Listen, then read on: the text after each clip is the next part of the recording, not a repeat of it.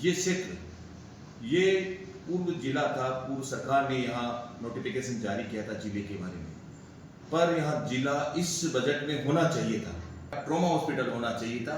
तो ये फॉर्मेलिटी के तौर पे जिला हॉस्पिटल नाम देकर एक फॉर्मेलिटी की जा रही है। ये सरकार की सबसे बड़ी कमजोरी सामने आ रही है। हाँ, एक जनाना हॉस्पिटल जो पूर्व हॉस्पिटल था उसको जनाना हॉस्पिटल बनाना चाहिए था। यहाँ छोटा सा खिलाड़ी गए हैं, यहाँ स्टेडियम बनना चाहिए था। बार बार महाविद्यालय ऐसा लगता है जैसे कोई स्कूल है, उसकी छत गिर रही है। महाविद्यालय की नई बिल्डिंग की इसमें घोषणा होनी चाहिए थी, पर माननीय कैबिनेट मिनिस्टर ने उस पर अनदेखी देखी है। बजट कर रहे हैं, एक जनता को बेवकूफ बनाने का बजट है। न कोई ऐसी कोई विशेष पैकेज मालपुरा को मिला। जैसे यहाँ सबसे बड़ी कमजोरी थी कृषि मंडी। कृषि मंडी पे टिन सेट होना बहुत जरूरी था। किसान अथाक माल लाते हैं। आज मालपुरा अगर कहीं डिपेंड करता है तो वो कृषि मंडी पे डिपेंड करता है, पर कृषि मंडी में कोई टिन सेट, उनकी फसल बिकती है, उनकी किसानों को कोई सुविधा नहीं है। फिर भी बेचारे यहाँ के व्यापारियों को धन्यवाद है, अपनी संघर्ष करके और यहाँ अच्छा अपना माल पता नहीं रोडों पे कहीं ना कहीं अपना फैलाकर और ये व्यवस्था करते हैं। तो मैं इस बजट के माध्यम से कहना चाहूँगा कि ये बजट एक निराधार है। ऐसा बजट है जिसकी कोई नाम मात्र का बजट है। ये फॉर्मेलिटी की गई है। तो मैं तो उम्मीद करता हूँ माननीय कैबिनेट मिनिस्टर साहब से कि आपने 15 साल से रेगुलर जनता को मेंबर से लेकर प्रधानमंत्री तक आपने दिया है, तो इस बजट में कोई सौगात ऐसी होनी चाहिए थी। और आपका प्रयास निराधार है, आपका प्रयास बहुत कमजोर है। मुझे लगता है कि 15 साल में अब तक मेंबर से प्रधानमंत्री देकर भी यहाँ कोई ऐसी सौगात नहीं मिली। इसलिए इस मालपुरा की ये दुर्भाग्य है। तो मैं इस बजट को मालपुरा स्पोर्ट टोडा विधानसभा क्षेत्र के लिए दुर्भाग्यपूर्ण मानता हूँ। टोडा विधानसभा क्षेत्र एक पर्यटक स्थल की दृष्टि से देखा जा सकता है, पर यहाँ राजस्थान को एक बिसलपुर को पर्यटक स्थल में घोषणा करनी चाहिए थी। इस बजट में नहीं हो पाई। तो टोडा में भी कोई ऐसा कोई विशेष पैकेज नहीं है। तो मैं तो कहना यही चाहूँगा कि ये बजट भजनलाल सरकार का और काम माननीय हमारे कैबिनेट मिनिस्टर कन्हैयालाल चौधरी का दुर्भाग्यपूर्ण बजट है इस क्षेत्र के लिए, और इसकी मैं निंदा करता हूँ।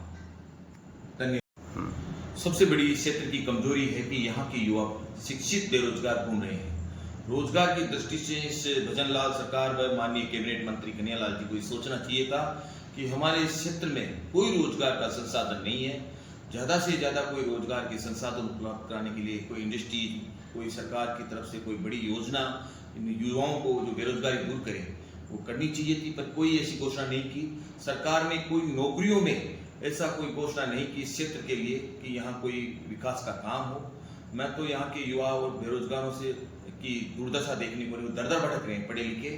तो माननीय मंत्री जी से कहना चाहूँगा कि यहाँ ऐसी कोई इंडस्ट्रीज लगे जिससे कम से कम 10-5 हज़ार, ये क्योंकि ये ग्रेनाइट का भी हब है तो होना चाहिए यहाँ ग्रेनाइट की अपेक्षा से भी मजदूर लोगों को आगे रोजगार मिले। ऐसी कोई योजना सरकार को देनी चाहिए। और इस क्षेत्र में सबसे बड़ी अगर समस्या है तो पीएचडी मंत्री होते हुए यहाँ की सबसे बड़ी समस्या पेयजल की थी। पेयजल में भी अभी कोई सुधार नहीं है। आम आदमी एक पानी के लिए अपना टैंक भरता है या नहाने के लिए काम में लेता है, पर यहाँ बूस्टर लगाने पर मजबूर इसलिए होता है और उनके बूस्टरों पर 1100 रुपये का जुर्माना किया जाता है। ये अनीति और अन्याय है।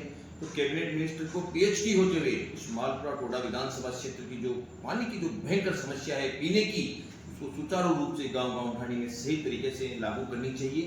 वो एक निराधार तरीके से पानी की समस्या जो है वो अभी इस देखने को मिली।